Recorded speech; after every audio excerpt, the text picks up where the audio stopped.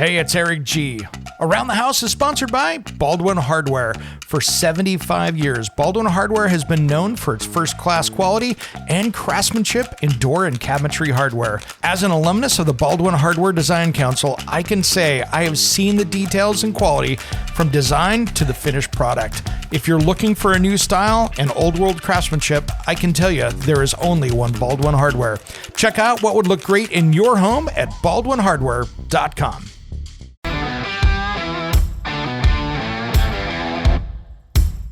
It's Around the House. Now I'm taking that short little hex wrench and putting stuff together. Yep. And I'm just sitting on the floor. Yeah. Yep. And we don't use cheap screws because you know why? That is my pet peeve. That they break the head off and I didn't even put any tension on it, or they strip before you put any tension on it. Like when it comes to putting our stuff together, that hardware is one of those things that I test. Like how bad is this going to strip? Where's this made? Like it needs to be solid, and I don't want to have a stripped out head if they have to take it back out again. Because the nice thing with the Murphy door, even better, when you move, you can take it with you.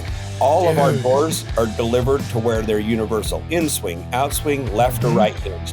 So if you go take it to a different house, put it in another door, but it needs to be an in-swing and it was an out-swing, no problem. Change the hinge position. When it comes to remodeling and renovating your home, there is a lot to know, but we've got you covered. This is Around the House. Welcome to Around the House with Eric G. and Caroline B., where we talk everything about your home every single week. Thanks for joining us today. I have got a friend on the show today who you might have seen out there. You've heard me talk about him. Murphy Door and Bed, Hidden Door Solutions. Welcome, Jeremy Barker, to Around the House for the first time. I'm excited. Thank you very much for having me today, Eric. Thanks, brother. And, you know, my buddy Skip Bedell introduced me to you. I'd seen your stuff around because, you know, it's everywhere, it seems, but finally got to know you down at the International Building Show where you won a pretty cool award down there this last year. Yes, Interior Product of the Year, which I that's awesome. There's a lot of great competitors out there, and we got fortunate enough to walk away with that. No kidding. So, and you showed it well. I mean, you showed it well. Your booth was packed. That was a scary investment, Eric. I could tell you, like, man, do we want to roll this out? Because the past, you know, the International Builders Show, the National Association of Builders, it's been great to work with. But as you know, we started Murphy Door. I was a full-time firefighter, and every dollar that when we started was so important. I mean, I'm taking home $760 every 2 weeks with a mortgage that's $2,300. So there isn't much, you know, that math doesn't add up. And I'm well aware it took a lot of carpet jobs, concrete jobs to fill the gap. But every dollar mattered. So when you get these type of investment requests to do a big, huge trade show booth, and like, man, that is a heavy roll. And let's see how it shows. And when we first started, we had one door in the trade show. And it was my wife opening and closing the door, you know, and thank goodness she was cute. So we did get some attention because it definitely wasn't the door or the booth. Right. And after that, it was, you know, that was an investment that was really scary. And I think we only paid like $5,000 for the booth or whatever at the time. And that was nerve wracking. You figure it out by the month. And then this one, you know, we'd get a few people, and I had a little lady that just said, hey, you know, perception is reality in the trade show world. You ought to put together a booth that shows what you're truly trying to do rather than this, because it doesn't give the story of your capabilities or your true product. Mm-hmm. And I took it to heart, and we kind of upgraded, and I kind of built a collage of our booth changes this last year. And it was interesting to see the growth and the changes, because this one really did it. And I can say, if you can afford it, it did work, as you saw. So. Yeah, and $5,000 didn't pay for the cleaning of the booth this time, probably. No, absolutely did not pay for even the cleaning or one crate unload, I think. Exactly. That's not wages anymore. I think the forklift driver charged you that just to get the first crate over there. So that's exactly right. At $1 a pound, I mean, it goes quick. Amen. Well, I want to talk a little bit later here about kind of how you got into this, but I wanted to kind of set the stage a little bit and talk about Murphy Door for a little bit. And of course, how you got into Murphy Bed as well, because that's its own story. But Murphy Door, if you're just joining us and you haven't seen what we're talking about here, it's basically a door that looks like that. It's that hidden bookcase that's a doorway, right? Exactly. Probably the easiest way to discuss it. Yep. And I think that was the idea initially, Eric, and not to bore you where we start, was we wanted to create a hinge system that made sense. A lot of the hidden door stuff or the bookcase door systems that I'd been looking for to build my own theater door ran off of a regular 3-hinge system or a piano hinge. But Yeah. the theater door I was trying to create was heavy, and every time I'd try to mount it, it would peel the side away. And if you think about it, you can have a piano hinge that has 70 screws in it, but you're only good as the 6 little screws that tie the side into the bookcase shelf, right at the top of the bottom. And it just kept breaking. I'm like, we got to figure out a different type of hardware system that really can create a functional bookcase that doesn't bear the weight all on the side. So we did that. And again, the idea initially where we started a fire was just to be a hinge system and sell that because it was an easy side job to fire. Well, Sure. more and more people say, I want the bookcase. I don't want to build my own. And so we had to kind of go out with that. And I'm going to take you back to that first trade show story. A lady from one of the big interior design magazines came up. She says, hey, quit trying to sell. I mean, what you're trying to sell is a door. I get it, but only 1% of the people need security. We need function. And she took the sexy out of panic room and put like functionality into it, which really kind of deflated me really bad. Yeah. I'm like, man, I don't want to be a storage solution problem. I want to be a neat, cool factor to talk about in your house. And she helped convince me that we can do both. We can be the cool factor and not only do that, but also offer every single doorway in the home an opportunity to be functional.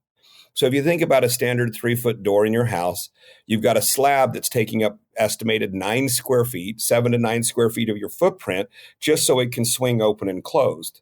And then you have this dead space in a wall all over your home that's not being used for any type of capacity. So you're losing floor square footage and you're losing wall decor to a slab that everybody has. So you can have a multi-million-dollar house, but you're still running the same type of quasi-generic 6-panel, 4-panel, 2-panel door, right? And you, the same as the guy that has a 2,000 square foot home and you have it in your 20,000. So what we decided to do is refocus our efforts into saying, look, there's a solution for every room in every home to bring in storage and functionality as well as a sexy talking point to it. So the point of the Murphy door, if you guys aren't familiar with it, is it starts as a standard like bookcase.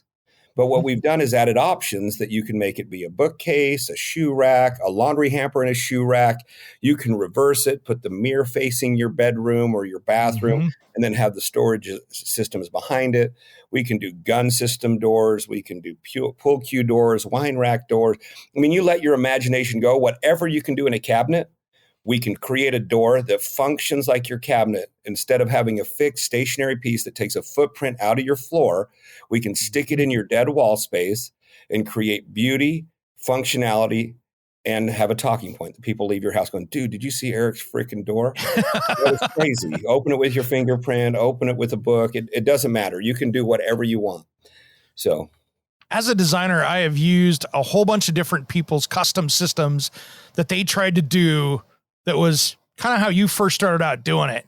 And I can easily say, and I'm not saying this because you're sitting here with me right now, but yours is the smoothest, easiest to run when it's loaded up. Absolutely. And that's one of the things that we learned initially. We didn't put ball bearings in our hardware. We didn't make it smooth. We used washers and spacers and bolts to try to get this thing to pivot on.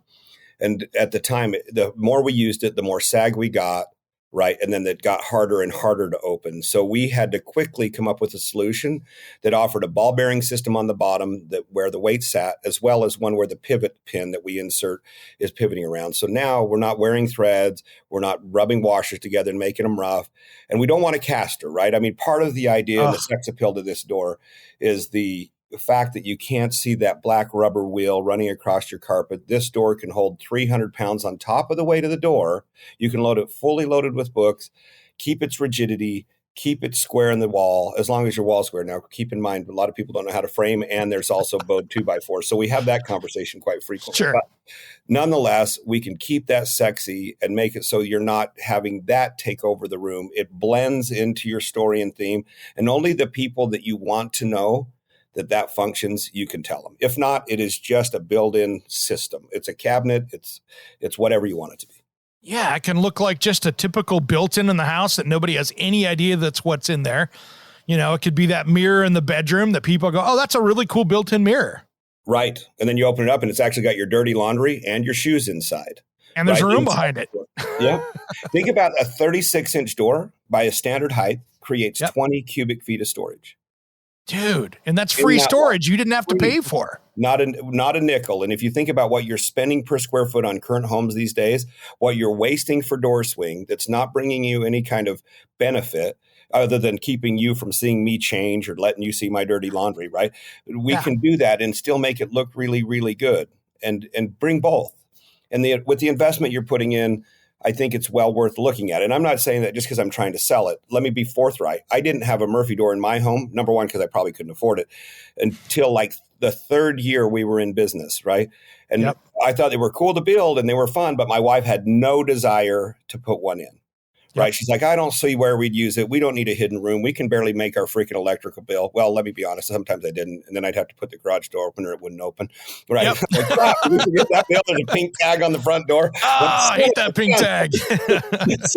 But anyway, we put one in. And then now, I mean, everywhere, every room, my mom too, by the way, she has some, but my wife would come in. She's like, you know what? We need that hamper door. We need the pantry door here. And Presley needs a trophy. She's a big time competitive dancer. She goes, I'd like a display case closet door system that we can put the trophies up front and then open the door. And then on the back sides are dirty laundry. Like, so it's been a fun deal. And to see how even my own family members incorporated it. And you know how it is. They don't talk about you as much as you would, and they don't want to use your stuff because it's not cool anymore. You do it every day.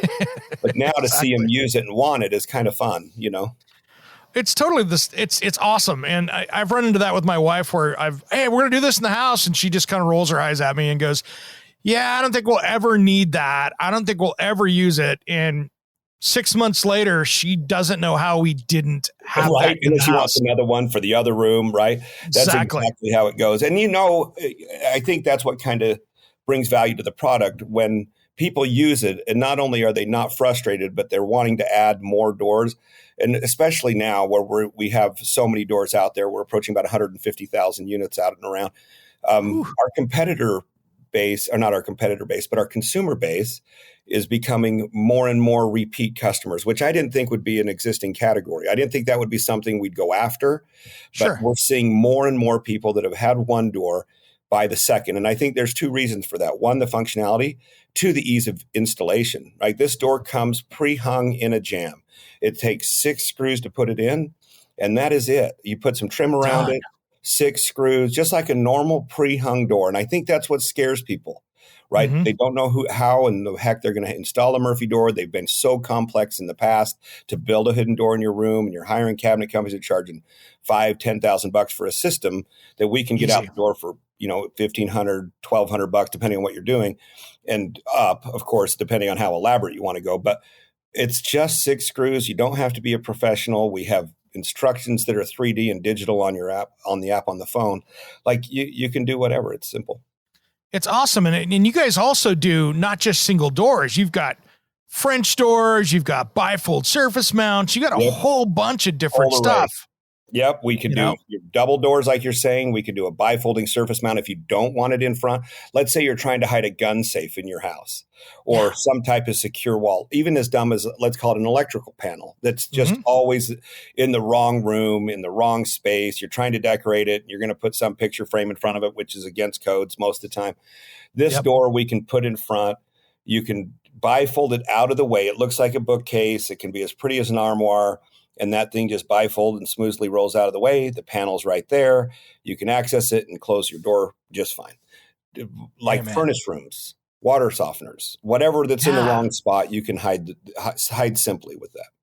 Well, even the double door solution's amazing because, you know, how many homes in the 90s and 2000s were built with the master bedroom doors being that like 4 foot or 5 foot double swing door that goes in there into the room. Think of the storage just going into the room that you could have right there. 100%. And you know what? That was probably, we've grown about 300% over the last 24 months. And that's been a hard growth piece, right? Dude. So we've done a pretty, it's awesome. But COVID really brought us back to home, and people were trying to convert their bedrooms into office spaces. So during these Zoom meetings, it didn't look like they were sitting in their daughter's room, which a lot of them were.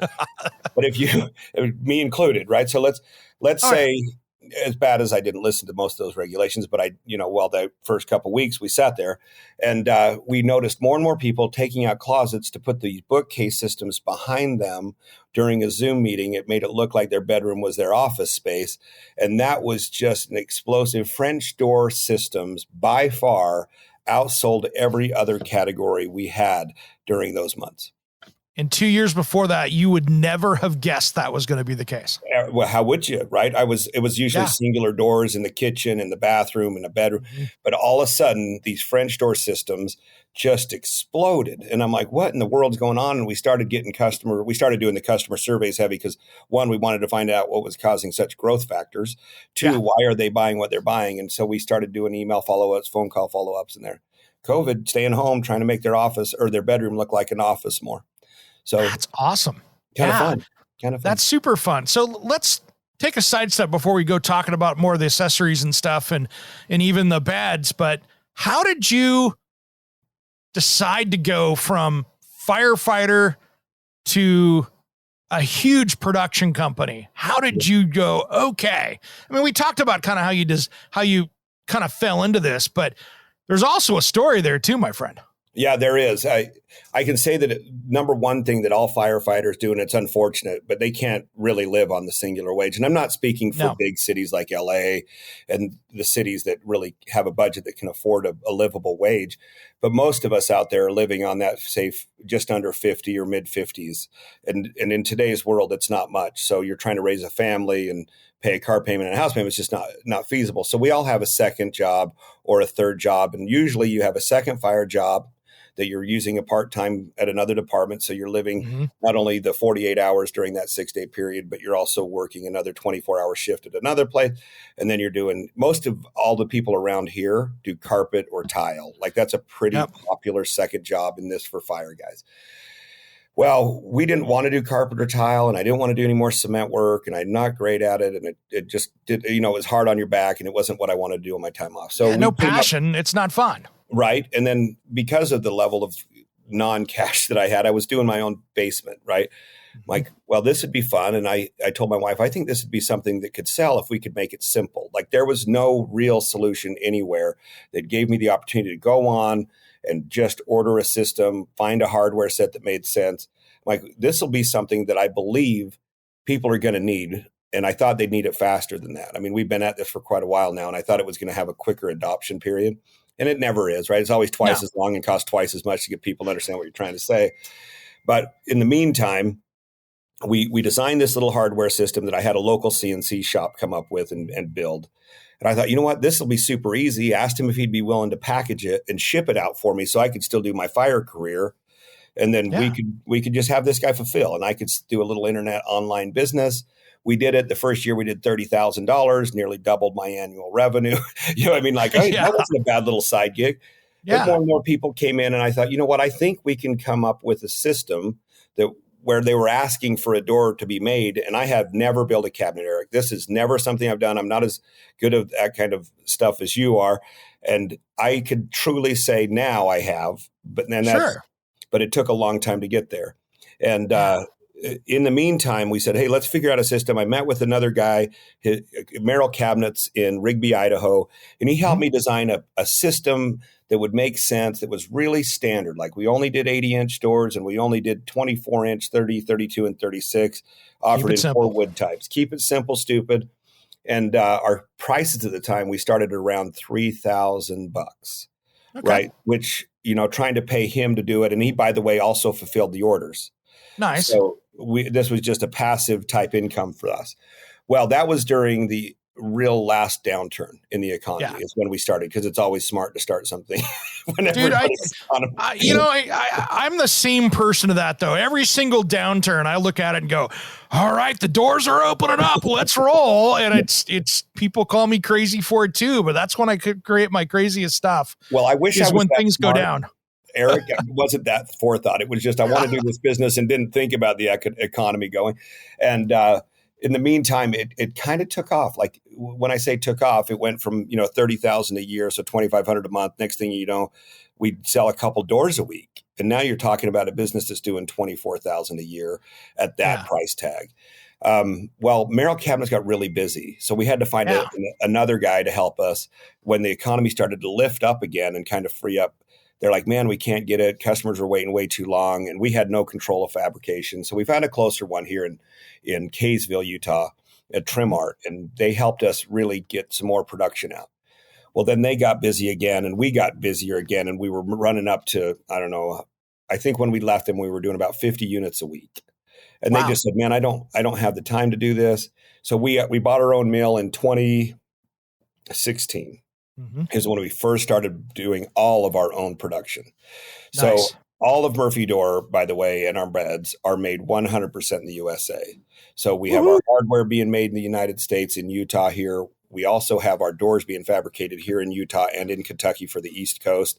So we didn't struggle during this COVID piece. I mean, yes, there was some material supply issues that came in, but overall, because we were so concentrated on being made in America, being proud American, and not looking for outside supply chains, which would absolutely significantly have decreased our cost. But let's be honest, when you're poor and scrappy, you can't afford a container of stuff.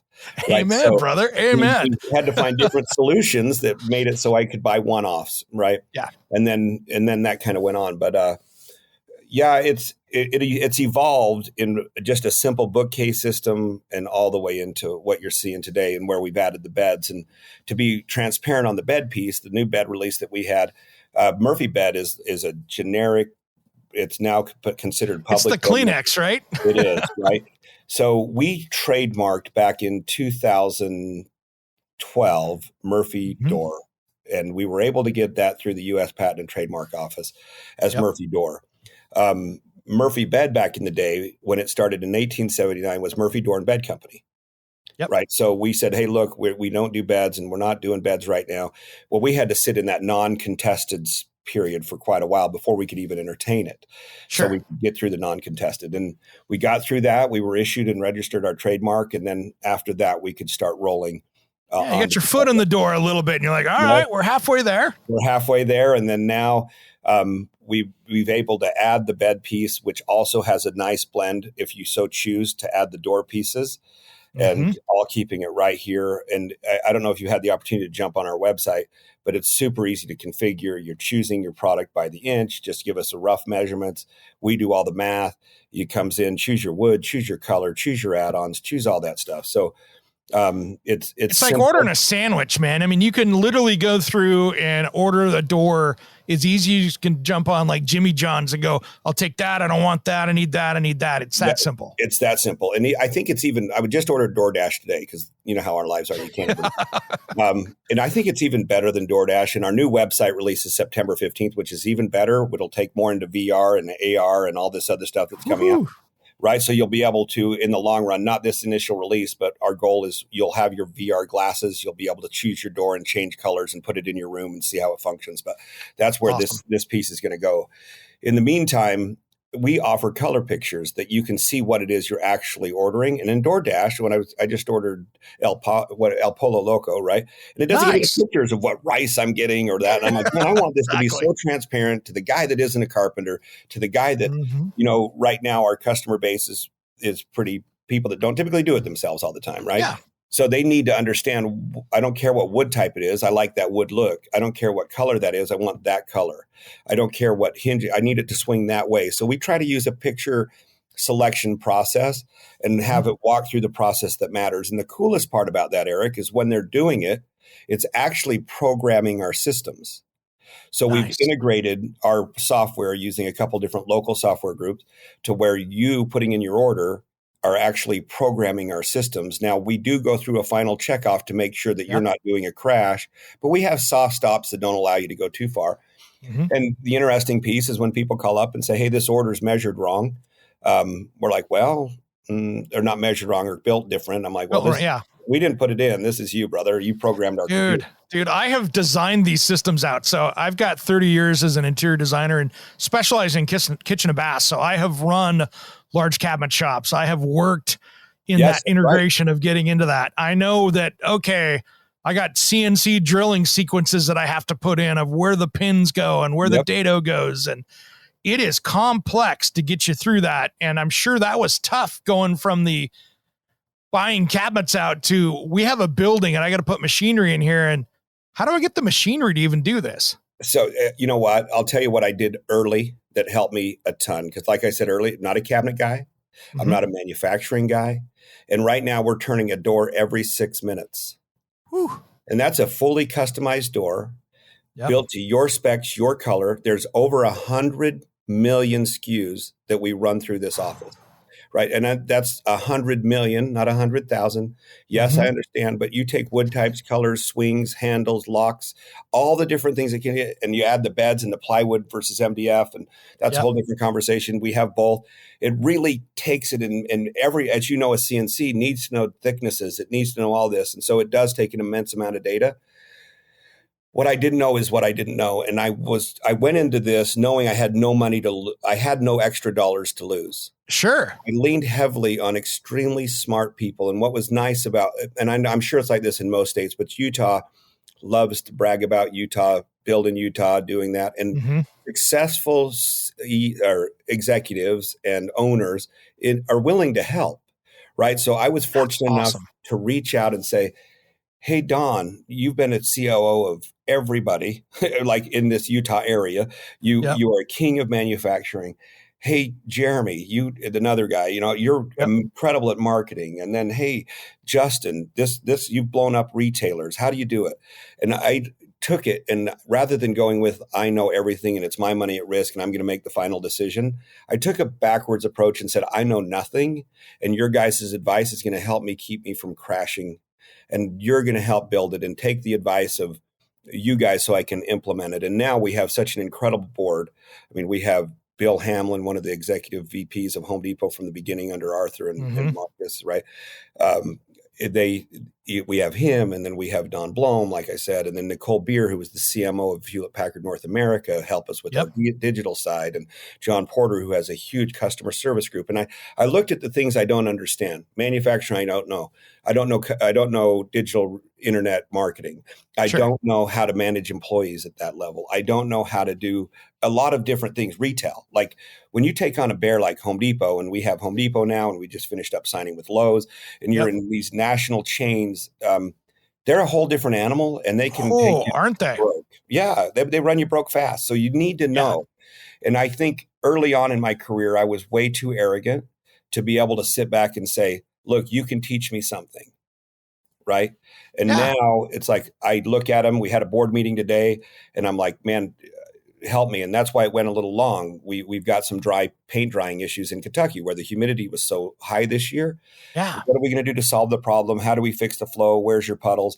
And it was incredible to listen to the different voices and go immediately put those into play and say, hey, let's try this, this, and this. It may not always be 100% right, but even if it's 80% right, it's much better. So if I gave anybody advice that was not that we're trying to get off Murphy door, lean on mentors and ask favors. Like Eric, he's been at it 30 years. That's why he does what he does, or why you do what you do, I should say, is you're there to give people advice and keep from making these big, huge mistakes, and don't lose your money in an investment that doesn't work. Like, this is what we're trying to do here today inside our own business. And I think there's mentors like yourself that are out there trying to help people understand you don't have to make these mistakes that we did.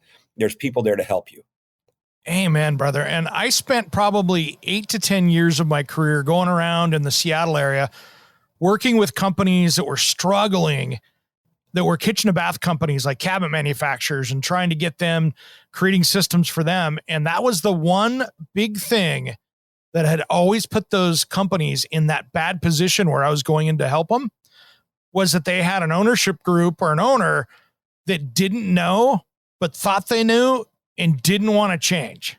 Yep. That's the biggest problem. We don't know what we don't know. Right. And as bad as that saying, in the EMT paramedic world, this is always a debate, right? Because EMTs, they're paramedics, vice versa, they think, and they do have a skill set. But there's an education period that's different. And so we teach the EMTs, we'd be like, look, you guys just don't know what you don't know. Yeah, you can do the same skill set, but a lot of the times they don't understand the algorithms and why we're making the decisions that we make as a paramedic. It's a 2-year difference in school, right? I mean, there's some time, at least in Utah, that's what it takes to get through our Weber State program. And same goes for your education. It takes more than 2 years to learn everything that you've learned. But we as investors or owners come in like, dude, you don't even know. Do you realize where I'm at today? You can't teach me anything, right? And I think that can be a huge problem in all businesses. And I hope someone, especially if you see me acting like that, come wring my neck and say, dude, you're going to sink if you don't realize that you're still teachable. There's still something you can learn. I'll call you on it, brother. I'll call you on it. That's what friends are for, you know, exactly and right. vice versa. Exactly right. You know, vice versa. I wish the best on all these people that take those risks and jump into this bed, because as you know, when you don't have anything to lose, it's a super scary deal. And the only advice I'd say is, man, reach to your mentor. Please realize what you don't know and look at that more carefully than what you think you know. No kidding. And by the way, talk about weird digital marketing stuff. My phone's lighting up right here. And it's Jimmy John's ad showing up on my phone and heard me talking about it. You're creeping me out, guys. Yeah. That's a company called Qualtrics. We do that. We search computers and keystrokes 30 times a day. You say that Murphy door deal, and we'll start popping you some ads up. But, you know, that's one of the few countries that's still legal in, so we've got to do it. Got to do it. It had to have been hard to go from that day that you're like, I'm going to stop being a firefighter. Oh, yeah, that's a great story. So a fire chief that I had I was the IAFF union president for our department. Mm-hmm. And so, as you know, a lot of the time, depending on departments, the union president doesn't always get along with the chief because you kind of have different goals, right? Typically, they're budget related and so they're kind of frictional, and you're always involved in the type of friction conversation. And some chiefs, and again, it doesn't go for everyone, but some chiefs take it in stride and they're like, hey, this is great, let's win. And others are kind of pushed back. Well, I'm sure it didn't all stem from that, by the way. I'd like to think it was all because of that. I'm sure so fairness to Jason. But he came up, he's like, hey, Barker, right now, we sat out on the apron in the fire department, and he put a giant rock, well, I say giant rock, let's call it a softball size rock in the middle of the driveway. Then he put another one half that size and another one half that size on the driveway. Okay. And he said, look, this is Jeremy's universe. He said, it should stem, Jeremy's family being the biggest rock, Murphy Door being the middle rock, because you have 70, well, not at the time, but like 25 families around that one. And then you had the fire department. Yeah. And he said, but unfortunately, where the fire department is the only thing you can't change. You have to be here on this day. You have to do this. You're mandatory overtime. You're this. And it takes 48 out of 96. And at the time we were doing a modified Kelly, which was 24 on, 24 off. Yeah. You do that for 4 shifts and take a few days off, and then do it again for 4 shifts and take 6 days off. So he's like, you cannot shift that. And everything is revolving around that. And every day off you have is Murphy Door. So your family gets left over. And unfortunately, the biggest rock is running on the outside of your wheel instead of the center of your hub. Amen. Your RPMs can't go too fast till you throw that weight. And unfortunately, the first weight that goes is your wife, your kids, your family. Well, we had that conversation, and I don't know if he called my wife or not, but when I get home, I'd been out of town. I came in, and I noticed she was cleaning the floor. She had her earphones on, and I don't know if you met her in Florida or not. Yeah. Shannon. So she's a beautiful lady, and she had her earphones in. She was cleaning, and then my daughter was playing on her iPad, and my son was over here doing whatever he's doing. And the only person that came to greet me at the door was my dog. Right. So I'm like, well, I'm Here's home, your sign. Right. And so my wife takes her earbuds out, and she goes, what? And I go, I'm not even getting a hi. She goes, well, if you want people to recognize you're here, you might want to try to be here. Other than that, you're just a guy that's staying over. Okay. All right. Got it. Yeah. So I quit the next morning. I kind of set a parameter around what I wanted. And I told my chief, I said, look, my goal is I'm going to go from full-time fire to part-time fire when I hit 5 million in gross revenue. And that was and it wasn't because that was the dollar, but that was the dollar I needed to have the manpower I needed, and as well as take at least what I'm making salary wise at the fire department and keep the same health insurance and you got a family to take care of on top of that. So that's the debate always. and I didn't want to pick the pocket of a baby. And I think that's what a lot of entrepreneurs do early is they're like, man, I can't wait till I make $100,000. Well, the company does $100,000, they keep a lot of it, or $200,000 and they keep 100. Well, if you're mixing a baby's bottle, that's like you stealing half the milk. Yep. And you're wondering why your baby's the runt. Well, it's because you're not giving all the food that it needs. And I wanted to let that money ride. And I never took any Murphy Door money until I was able to leave the fire department. I never paid myself extra. Yeah. And it was really hard when you're seeing that type of cash flow a month. And I'm sure a lot of people listening are like, bull crap. Again, I still did other jobs. I still worked part-time at Leighton Fire and Weber. Like it was a hard decision, but at the same time, I knew that the company couldn't afford for me to dip yet. Like I needed to put a lot into marketing. I had a lot of education and R&D to make my product better. So that was the number I said, okay, when we have 5 million, I can afford to pay myself 52,000, which is what I started. And I can pay my health insurance and my dental vision, and I can put this much money in my 401k. Nice. And that was it. And so when that happened, I went to the fire station the next day and said, well, Jason, that freaking weight thing that you talked about yesterday just came to reality last night. And I don't know if you called see the dent in the side of my head. That was the weight hit that, right? So I quit. And then I put in my notice, and my last day full-time was June 16th of 2016. Nice. So, which, that was an extremely hard decision. That is brothers, that is family, that is what you know. And it's weird when you leave a fire job, you don't exist. Yeah. You thought you were family, but now you're not on shift, and now you're dead. now you're dead. Yeah. Now you're fading off into the sunset. You're on the horse riding off, and everybody's still working. Everybody's there, and they're going to see all the excitement and that morbid curiosity that we all have. Like, dude, did you see that? I wanted to see that. Like, no. So you miss it all. And so I do miss it. And I think that's probably what's helped me take some of the chances in Murphy Door is knowing I'm not afraid to go back to fire. So if worst case scenario, I have to go back to full-time fire, then that's not such a bad case scenario, right? Yeah, there's some want there. Yeah. There's some want. So it's like, hey, I'll take that risk. And if I have to go back to the fire department, I've done it a long time. I can do that. Well, the road you're on now, man, I think the fire department's way back in the history now, brother. I know. And I'm still on the part-time roster. And my chief actually texted me just while we were in here. And I haven't worked in over 6 months now. And we're supposed to do 48 hours a month. And there's only a couple part-timers at this full-time department. And it's usually legacy firefighters. And I don't mean that in a legacy stance, but it's people that have been there a while that get that little bit of a chance. So I'm like, man, I wish I could find time, but you know what I mean? It's just, you're like that. You live on the airplane, living on the road, and you're trying to improve things and make products better and make exciting new ideas come to life and try to change people's lives and make it even easier for them to put it in, easier for them to install. And not only that, make it even sexier. Like try to bring it all into an excellent program and product that looks better, functions better, and is quicker and easier for them to use. Amen. And speaking of that, you guys brought the Murphy beds back out. You know what I mean? Back out on our and I'll say back out with a trademark, but that's back out. And those are awesome. Yes. And what we've done here, there's a couple things that we noticed that the whole industry was missing in the bed world. One, we produce a ton of doors, and I don't know of another bed company that produces the volume of units that we produce, right? And I don't mean that in an arrogant stance, but we've really nailed down packaging, delivery, and experience with our products to our That's customers. Some of the hardest part of the whole equation is getting that product from that shop floor without forklift holes in it into somebody's residence.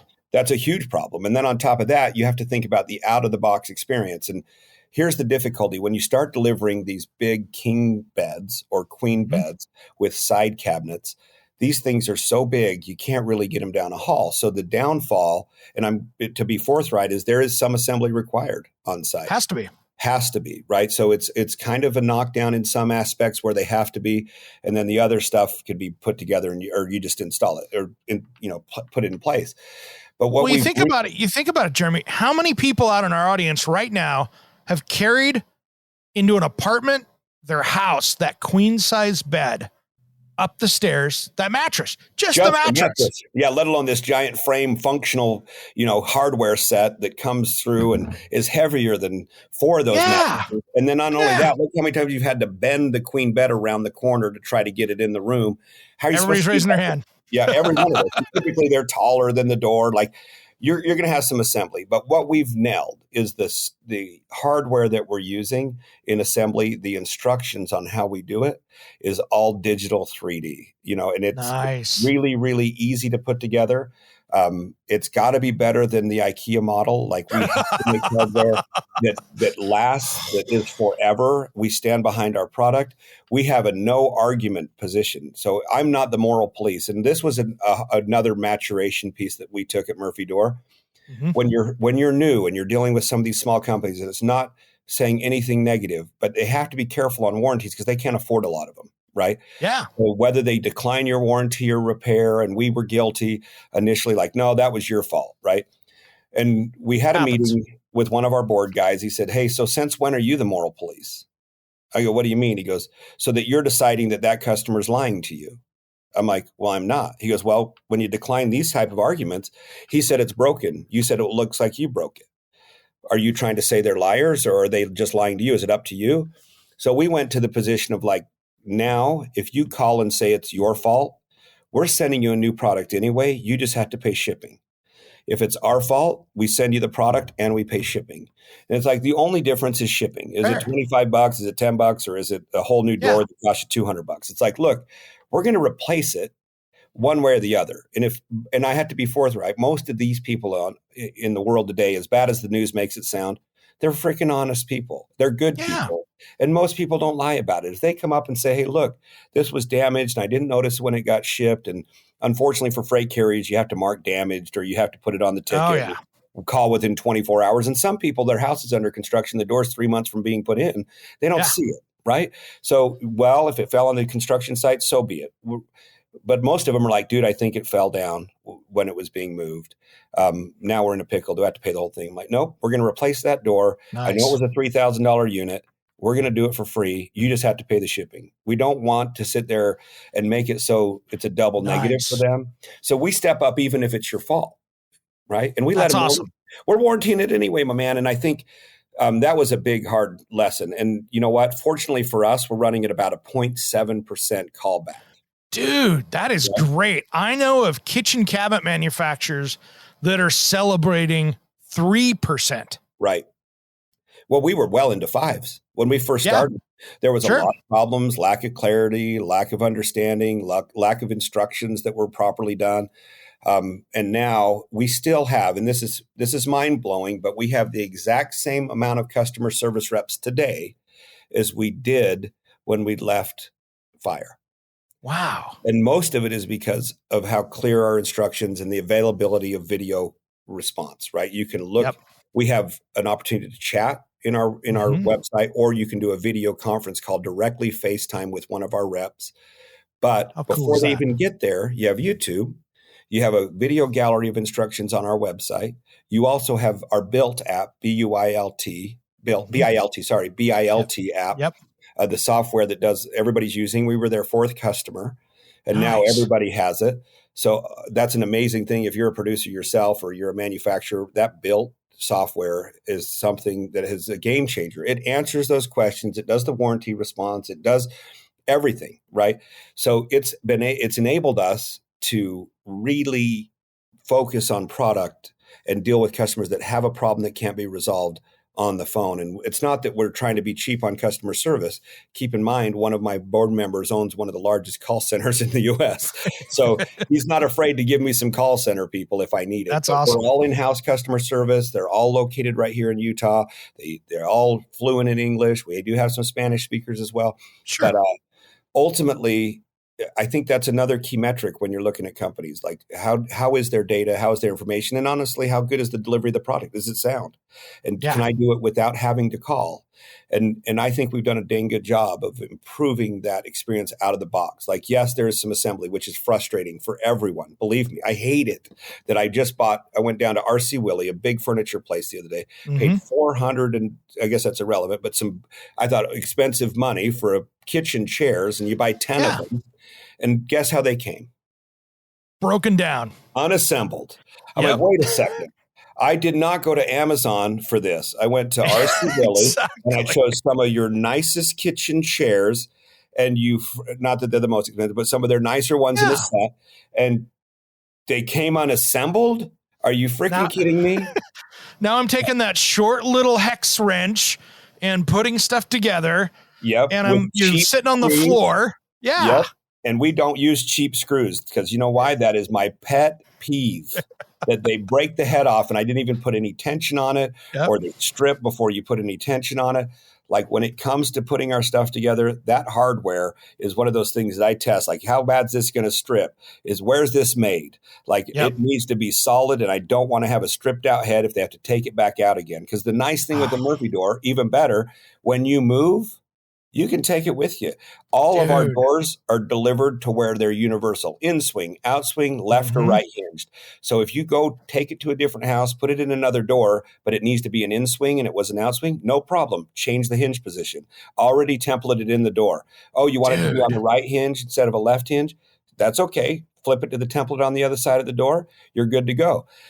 So we've tried to think of what is it that customers have. If you're going to invest, $1,000, $2,000 on a door, our average ticket right now, Eric, is $1,780. So if you're going to invest $1,780, then you're going to want more than likely to take it with you unless you're using it as a selling point. Yeah. Well, if we don't make it simple for you to take out with you, then it's even more frustrating. If it's a one-time, leave it forever, it's less desirable than if you could buy another $50 no brand door and stick it in the hole and take your Murphy door with you if you haven't been recognized for it. So anyway, that was one of those things that I think as a contractor, and I know that you've been here, you get into the house and you order your door package that looked great on plans and you're like, dang it, the switch is on the wrong wall, or that should have been a right hand. Well, now in the past, you're having to order a new door, right? Yeah, well, Caroline, and my co-host was just talking about last week. She just had to sit there. She ordered it was an Anderson slider door, and the people were putting it in. She didn't open the box up when it showed up. They put the slider in. She gets home and goes, that's going the wrong way. And it's already installed. Done. You're stuck. And the nice thing with us, that would be we have a quick removable top hinge pin. Yep. And by the way, this has been a complaint being open. We had a plastic pin removal tool and the tab would break off. So you just take it up, twist and pull down on the tab and the top hinge pin comes out. Well, the little tab was breaking off the plastic pin. So now they're all aluminum. So we've upgraded them all to machined aluminum. They're just a quick key. You pull the pin out, you lift the door off the bottom hinge, right? Now you have the door out. It's truly a 5-minute process at the most, taking these doors out of the hole. And then you take it, reverse the hinge pin on the top of the door and the top of the jamb in the template, and now you can swing the other way. In swing, out swing, it doesn't matter. That's awesome. Well, I can't miss the one thing that you have on your website that you've got as well, Murphy ladder. Yes. So let's talk about that for a minute. Fun little baby. So one thing I can say is in the fire industry, there's a lot of uses for ladders, as you know, they used to call them laddermen, right? Mm-hmm. So now what we found in the ladder world is that they had a thing called an attic ladder. And an attic ladder is a ladder that the rungs fold into themselves, right? Instead of folding in half, it becomes a long stick, or they'd call them a stick ladder. Yep. Well, they're really, really convenient and they're good to go in a house, except for when you run into a hallway or a corner, or when you're trying to go up a tight set of stairs. When you have a 14-foot long stick, you can't always get those in the places you need. And so as a bunch of fire guys that work here, I mean, we're sitting with several that work here either part-time or full-time now. We're like, these would be cool, but we just need to hinge them in the middle. And now you'd only have a 6-foot, or we have a 7-foot ladder, which folds down to like 42 inches when it's up. And then we have a 9-foot ladder and an 11-foot ladder. They're all 375 pound rated, but they compact up into like a 7x7 cube, right? So here's a really cool story. When we came up with the design, we kind of 3D printed a bunch of stuff and then we put it on some rungs and we made it here. We're like, holy crap, it works. This thing works. I can't believe it worked, right? We did a whole bunch of things. Like that was just a brain fart, but why didn't they do this in the past? And by the way, we just were issued our patents today. Dude, Just got them congrats. issued today. So kind of funny that you asked. The email before I came in here, it said, hey, congratulations, your patent's been issued. So, and we have several around this ladder. But what's Nice. neat about this ladder is not only does it fold long ways into itself, but it also folds in half into itself, right? So you got this little square. It hangs on the wall, but it's also controlled by a single hand lever on the side to be able to you want to collapse isn't the right word, but to fold the ladder into itself. We made it so a gloved hand can fit. You just lift up on the handle and it folds into itself. It's got a little locking pin and it has carry handles. So now it'll fit in a Tesla and you can have a freaking, a 10-foot open ladder when it's out inside the back of your little economy car. So every salesperson out there that's selling roofing, gutters, insurance adjusters, everybody else should have one of these things in their vehicle because they're not having to run around with a big extension ladder on the top of their car. Yep, exactly. You know who our biggest clientele right now, ironically enough, truckers have been a huge thought of that. Base. Truck drivers, RVers this summer have just been crazy, right? Because they fit beautifully on an RV instead of these giant ladders they have on the back that they're carrying around. Termite pest control. Oh, they've been ordering these things by the pallet. I'm like, what in the world are termite pest controls doing? Ordering these. And then home inspectors, right? Because they usually run around their little pickup trucks that are nice. And home inspectors. I'm like, look at this marketplace that wasn't even in our math. Initially, our goal was like, hey, these are perfect for multi-housing, high-rise buildings in New York City and Chicago for people that are having to go put the ladder. These fit under the bed. They can fit in your closet. They can fit wherever you want. But that was another idea. So that just kind of tells you how my ADD runs wild. We go with the door and then we invented this ladder. But the neat side about it is from a 3D printed model to present to Home Depot to in-store full rollout was about 9 months. Dude. In every store in Home Depot. Now, there's also, with the good, there comes bad, right? Most of the time. That's crazy time. When we launched was the announcement of COVID. Yep. In store. So Home Depot did an amazing rollout. They put them in every single store in the nation. And then not only did they put them, they went in 1,100 bays and 2,000 stores, the other 900 with cubes. So the 30 unit packs that sat by the register. But what couldn't you have in the aisles during COVID? Special buys. Yep. Right? So now we stuck all the ladders out of the way or up in the racks. They had to keep aisles open so people could keep their social distance. Yep. Oh my gosh. And then we got stuck with the shipping problems. We got stuck with tariffs. Oh, yeah. We got stuck. Tariffs were right before COVID. Yep. And then we had COVID, and then we had shipping increases, aluminum double. So this is all in the first year. And we did 15 million first year in sales. Right, in ladders. And then after that, with all the price hikes and all the shipping and all the difficulty, we had to make the tough decision to say, look, Home Depot they wouldn't grant us the price increase. Yeah. They wouldn't give us, they're like, hey, Warner's not moving. We're not the justification department's declining your price raise. Yep. Well, so when we finally said, hey, look, we can't do this anymore, we were losing about, on average, $30 a ladder. Yeah. Well, you can't afford to sell 100,000 ladders at a negative $30. That's what I was just going to say is that's the bad part of the $15 million mark is that if you're losing in one place, that extrapolates out really quickly. Really fast. And by the way, that's $30 on COG. Yeah. That's landed, not including insurance on a ladder company that price is $1,100 a day. $400,000 a year just in insurance. That's liability alone, plus all the other costs: digital marketing, employees, warehousing, freight, trucking, internal, intercontinental. So we just said, look, not to put the poo-poo to the story, but we said, hey, we've got to pull this back. We're going to control some price increases. We want to not be too far out of line. And so that's been a little bit. Right now we're selling, you can get it at Camper World, you can get it at murphyladder.com, you can get it on murphydoor.com. So they're not available in store. They're still available on homedepot.com. But ultimately you just gotta take it in stride, and we'll push that back out now that we're seeing some relief in freight, now that we're seeing some aluminum correction. And I believe the next step is potentially a tariff reduction, and then we can be back in play. But as an owner, you have to make the tough decision, even though you're seeing a top line of $15 million in revenue.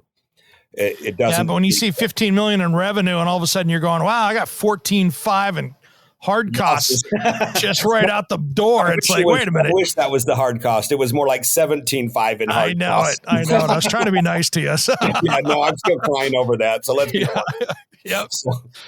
Absolutely. But that was a fun run. That sounds like that's a fun run, and there's a big future for that, because I think there's just a huge demand for that product because nobody else has it. Well, and you think about our houses, right? Everybody, and that's where all of our products, you take Murphy door for one. What does it do? Everybody's needing they want to downsize houses. You don't get them built as big as you used to, which means we have to be smarter on space and smarter on storage and smarter on function. And then the beds, the same thing. You can create a multi-use room where the bed goes away and it looks like a desk. You can use it as a desk. We have fold-out desk options. You've got side cabinets. You can do whatever you want. Have a bedroom, have your dresser door in the door. We have a full operational dresser that operates like a door, right? You can take that. And then also you have a ladder component that doesn't take half your garage to park it in, right? It can hang in your cupboard. So the things that we're focused on here as a company and the future products that are coming out now is truly stuff that is going to make your house easier to use, smarter to use, more functional, as well as take less space, deliver the exact same or better experience with less of a footprint and demand on the size of house that you need. Amen, brother. Amen. Well, thanks for coming on today, man. What's the best way for people to find you? Oh, absolutely. www.murphydoor.com for our doors and our beds, right? They're both inside that. And then the ladders would be the same, murphyladder.com. As far as me, you can always reach out and however you want to reach out, right? Exactly. So that's the deal. So reach in directly. We'd love to visit and talk. So, and you have a podcast or a video cast too, as well. Let's talk about that for just a quick second before we jump on. Absolutely. I'd love to, if you give me the opportunity. It's called 90 Proof Wisdom. And not that we have any, we went with 90 proof because it's not 100 proof. It's not 100% right. We had to make up a little bit. Some of the stories get kind of exaggerated. Most of the people we've been working with are founders in business, for one, that can share the struggle. Like we had Hydrojug in here the other day. He got number 4 fastest growing company in the state. He's number 33 Inc. 5000. Good kid, 30 years old. And this tells you how wrong I am a lot. I told him that idea was an extremely stupid idea when he brought it to me. His dad was my captain. And I go, Hayden, that is dumb. Like, I don't know why you want to compete against that. I was completely wrong. They're blowing it up. He's under 30, amazing kid. But a lot of the stuff that I've tried to focus on lately is kind of tribal inside my group, dealing with PTSD, substance abuse, and in the fire, law enforcement, and military careers, and what they're doing next, and how they've gotten through those problems, and showing people there is a pathway to success through your difficult times. And as I think that's a hard lesson to learn, especially as you see some of the trauma that we see, and everybody has it. It doesn't matter if you're in law enforcement or not. We have trauma as humans, right? But absolutely, the lesson of understanding the fall and how difficult to climb back is where we truly build. Just like building muscles, breaking them down is where they get the build out. It's just hard to recognize we're in the middle of the mess. But when you get to the other side, and I'm sure you've been here, because anybody that's tried anything in their life has, we're like, man, this sucks. I don't want to do this. And then all of a sudden you're looking back. I'm like, dude, I did it and we got through it and I'm a happier, better person. And those mistakes that I made before, I know how not to make those same ones. I'll make more and hopefully I do soon. I tell my guys here, fail fast and fail frequent. Right? Make sure you do it every day. Find where you lost every day, recognize it. So if you're not waiting until the end of the year to fail, because that cliff is huge. If you're only falling 8 inches a day, it doesn't hurt near as bad if you don't recognize what you're missing. Amen, brother. So that's just kind of what Great we advice. try to talk about it, and that's our share. We need to get you on there. Again, it was 90 Proof Wisdom is where it is, and you can find it anywhere you listen to podcasts.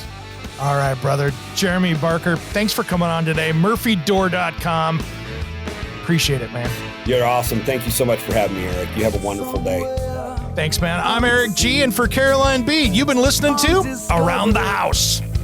Anywhere beyond the mean, life is a love song. Let's be lovers. We're all over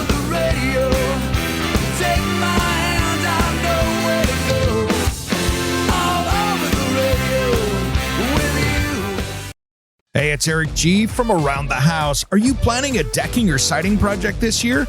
If you are, you've got to check out my friends at Millboard. Millboard is a completely different kind of composite decking and cladding that enhances outdoor spaces with enduring distinction. Hand-molded from the finest oak, it realistically mimics the natural grain and color of premium hardwood. If you're looking for something that doesn't look like plastic and instead real wood, check out millboard.com. Make sure and check out that interview we did just a few weeks back. That's millboard.com.